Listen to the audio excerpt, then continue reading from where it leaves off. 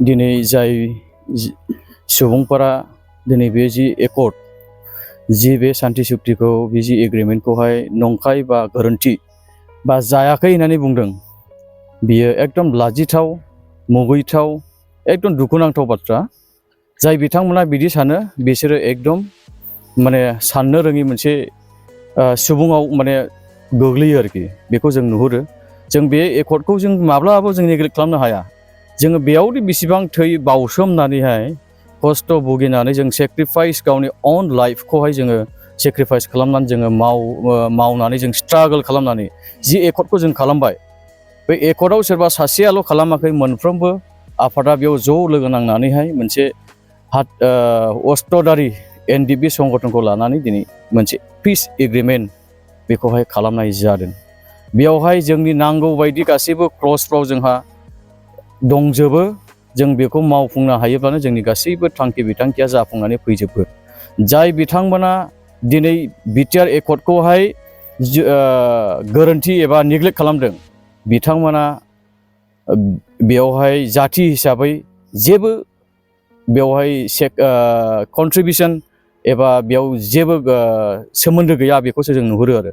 जों बेखौ माब्लाबाबो जोङो नेग्लेक्ट खालामनो हाया। जायहा खालामदों बिथांमोना एकदम मोनसे जाथिनि बिरुद्दि बा जाथिखौ मोजां मोना। जि मोनसे समायाव जोङो बर'लेण्ड नांगौ होननानै जोङो संग्राम खालामनानै जोङो आन्दलन खालामबोदों, आर्मसजों स्ट्रागल खालामबोदों। बेनि उनाव जोङो पिसटकनि थाखाय जोङो 2005 सनावहाय जोङो फार्स्ट जनाव जोङो एनडिएफबि हिसाबै जोङो सिजफायार जोङो लादों। जोङो भारत सरकार आरो आसाम सरकारजों जोङो पिसटक जोङो जाबाय थादों। बेनि उनाव 2020नि 27 जानुवारियावहाय मोनसे पिस एग्रिमेन्ट जोङो खालामनो हादों। दा बे पिस एग्रिमेन्ट खालामनो हानायाव जोंहा खोब रंजाथाव बा खोब मोजां मोनसे बे एग्रिमेन्ट जोंनि थाखाय, बर' हारिनि थाखाय। मानो होनबा जि जोङो सेक्रिफाइस खालामबोदोंमोन, जों बिनि गासै मोनफुंनांगौ जोङो माखासे जोंनि बर'नि इसुखौ, जोंनि जाथिनि इसुखौ, हादोरनि इसुखौ जोङो मोननो हादों। दा जोंनि मेन उद्देस्यआ बेनो, जि जोङो पिस एकर्डखौ खालामनानै जोङो लानानै फैबाय, जि जोंनि क्लजेसफोर दङ, बेखौ जोङो मावफुंनांगौआसो जोंनि मोनसे गिदिर मोनसे खामानि। दा बेयाव जोङो मावफुंनांगौब्ला जोङो दिनैहाय बेरेखा मोनसे हानजाजों थानानै बा हारसिं माबा मोनसे बिबेकखौ लानानैहाय गोदाव सोराव खोथा आबुल थाबुल बखिनानै बुङोब्ला जानाय नङा। दिनै केसनि बेलायावहाय सोरबा गभर्नमेन्टखौ जोङो अबदस्थ बा गभर्नमेन्टनि अपोजिट जानानै जोङो गभर्नमेन्टखौ रायनानै जोङो बे सासे जेलाव जोबजानानै दङ बा गोबां सुबुंफ्रा जोबजानानै दङ, बिथांमोनखौ बख'नो थाखायब्ला जोंनो मोनसे पलिटिकेल पावारनि जोंनि थाखाय गोनांथि दङ। जोङो पावारनि सायाव पावार नांगौ आरो बेखौ गासैबो खामानिखौ मावगोना एकमात्र सरकारासो मावगोन। बेयाव रावबो प्राइभेट सोरबा बेक्तिया, सोरबा मोनसे संगठन बा पार्टिया बेखौ बख'नो हाया। जोङो बेखायनो जि दा रुलिं गभर्नमेन्ट जि थांखि मावनो थाखाय लादों, दा बिथांमोनखौ जोङो बेयाव सापर्ट होनांगौ। जोङो जि इउपिपिएल रुलिं गभर्नमेन्ट, दा बेखौ जोङो सापर्ट होनांगोन। आरो जिनाखि दा फैबाय थादों बिसायख'थि, जोंनि एनडिएनि जा केन्डिडेट जयन्त बसुमतारी, बिथांखौ जोङो सापर्ट खालामनांगोन। दिल्लीयाव बिथाङा खुगा सिनांगोन। जों दिनै मावनो गोनां खामानिखौ जोङो मावफुंनांगोन।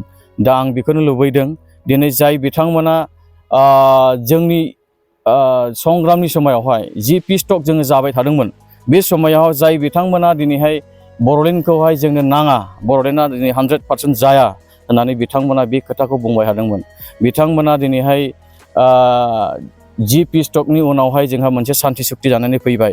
बिनि उनाव बिथांमोना मोनसे गोबां षड़यन्त्र खालामगासिनो दङ जे एनडिएफबिखौ लानानैहाय ओरै खालामनानै बिथांमोना दिनै सुक्तिया नङा, सुक्तिया जाया। बिथांमोना जे सुक्ति जानाय लोगो लोगो बिथांमोनाबो वेलकाम बानायदोंमोन, जोबोद मोजां, जोबोद बे जोंनि बे सुक्तिया जोंनि दिनै बर' हारिनि थाखाय बिथांमोनाबो बाख्नायदोंमोन। दिनै बिथांमोना गावसिनि लाबालाबनि थाखाय, आं बोरै बुङोब्ला आं सासे पलिटिशियान मानसि, आं दिनैहाय रुलिङाव गैया, आं जेननानै दङ, आं माबोरै देरहाफिनगोन बेखौ लानानै गोबां षड़यन्त्र बानायो। नाथाय जोंनि मानसिफ्रा, आङो बेखौ खावलायनो सानदों दि जोङो बारग' एनडिएफबि जानानै साफ्रोमबो जेसेबांनाखि जोंनि बारग' एनडिएफबिफोर दङ जोंनि बे बिटिआर हालामाव, आं बिथांमोननिसिम बे मेसेजखौनो हरनो सानदों जे दिनैहाय सरकारनि अनगायै जों जेबो केसनि बेलायाव माबा मोनसे जोङो क्लजफोरनि जोंनि बे मावफुंनांगौ माखासे फसंथानफोरखौ मावनांगौब्ला जोङो गभर्नमेन्टनि अनगा जों जेबो खामानि मावनो हाया। दिनैहाय जि रुलिं गभर्नमेन्टआ जोंनि थाखाय थांखि बिथांखिखौ लादों खोब मोजां।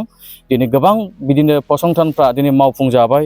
जोंहा गोबां गिदिर गिदिर मोनसे इन्सटिटिउसनफोर मावफुंजाबाय, मेडिकेल बेफोरनो मावफुंजाबाय, गोबां स्कुल, भेन्सार स्कुल, गोबां कलेजेस गासैबो गोबां जायगायावहाय मावफुंजाबाय। गोबां साखरि बाखरि दिनैहाय बिटिआर गभर्नमेन्टनि दैदेननायावहाय गोबां सुबुंफ्रा दिनै बेबायदि सुबिदाखौ मोननो हादों।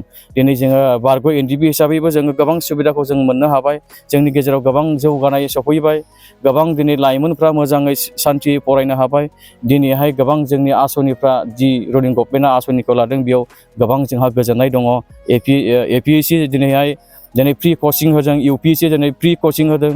गोबां समाव थांनाय बोथोरफ्रावहाय जोंहा जेबो बर' जाथिनि गेजेरावहाय रावबो जोंहा आइपिएस एपिएस खुनु अफिसारफोर जोंहा ओंखारामोन। दिनैहाय सोरबा एपिएससि माने एग्जाम होनानै दिनैहाय एसिएस अफिसार जानो हादों। बेबायदिनो सोरबा इउपिएससि पास जानानैहाय सोरबा आइपिएस, सोरबा आइएएस, सोरबा बिदिनो जानो हादों। गोबां बेफोरबायदि मोनसे जोंनि जौगाथाया फैनो हादों। खिन्थु थांनाय 17 बोसोर बिपिएफ सरकार खुंथायनि समावहाय खुनु बेबायदि जेबो जोंहा सुबिदा गैयामोन आरो बेबायदि जोंहा खुनु जौगाथाय बेबायदि मोनसे नुथायबो गैयामोन। दिनै खोब बाख्नायथाव। बेखायनो आं साफ्रोमबो जोंनि बारग' एनडिपिखौ आं मोनसे जोबथा आं खावलायदों, दिनै जोङो सरकारनि अनगा, रुलिं गभर्नमेन्टनि अनगा रावबो जेबो मावनो हाया। बेखायनो जोङो सापर्ट होनांगोन। जि रुलिं गभर्नमेन्ट दङ बिथांमोनखौ सापर्ट होनांगोन। आरो जोङो बारग' एनडिपि हिसाबै जोङो मोनसे इउनाइटेड मोनसे फराम हिसाबै जोङो मोनसे गठन खालामदों। जोङो जयै इउनाइटेड होनोब्ला जोङो खौसेथिखौ जोङो देखायनाय जायो। जोङो इउनाइटेडै थानानै जि जोङो सुक्तिखौ बानायबाय, जाय सुबुङा दिनैहाय इउनाइटेड फराम हिसाबै जोङो थानानैहाय जाया बिनिफ्रायहाय बायरे माने गुबुन साइडजों थाङो, बिथाङा बे सुक्तिखौ बिथाङाबो नेग्लेक्ट खालामनाय जागोन। दा बिथाङा माने बेसेबां खस्थ' खालामबोदों बिथाङानो माने नेवसिनाय जागोन। जाहाथे बेखौ खालामा।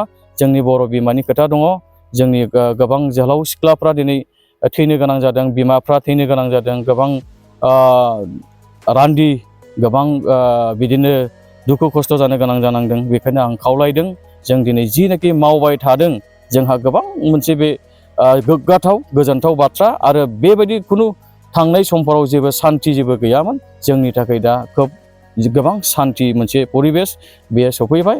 आं बेखौनो जोंनि जेसेबां जोंनि मावफारि बा मावथि लोगो नोंथांमोन, जोंनि इउनाइटेड फरामनि जेसेबां सुबुं बा जोंनि बारग' एनडिपि बिथांमोननिसिम आं बेखौनो खावलायहरबाय।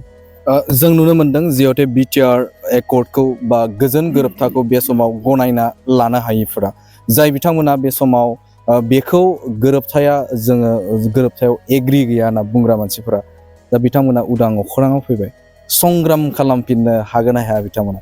नोंथाङा सानो नामा जे बिथांमोना फिन आरोबाव बे एकर्डखौ गोरोन्थि जादों होननानै बिथांमोना संग्राम खालामफिननो गोहो दंना गैयानो? बेथ' जाथावना इसिबां बे जोंनि नुथायाव बे नङा। दिनैहाय जोङो जि सुक्तिखौ खालामबाय, जोङो समाज आरो बोथोरजों गोरोबनानै जोङो खामानि मावनांगोन। जाय बिथांमोना बे सुक्तिखौहाय जायाखै होननानै मोनसे मुभमेन्ट बा आन्दलन बा स्ट्रागोल बा भायलेन्सजों सोरबाया खामानि मावनानै गोदानै मोनसे सुक्ति खालामनो सानदों, बे मालाबा जोंनि मोगथाङाव फैनाय नङा। दिनैनि बे बोथोरा, दिनैनि बे परिबेसा थांनाय समफोरबायदि मोनसे परिबेस नङा। बे मोनसे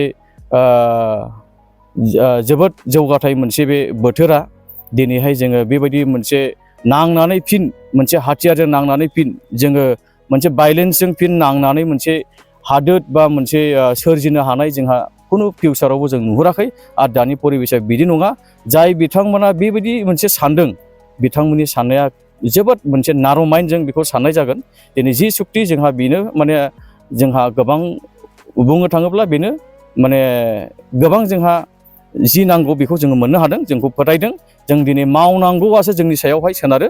मावनांगौ, जाय मावनांगौ बे दिपेन्ड जोङो खालामनांगौआ बे जोंनि सायावनो। जों बे खामानिखौ मावनांगोन। अब्लासो बे गासैबो जोङो मावनायजोंसो जोङो बेखौ मोनफुंलांनो हागोन।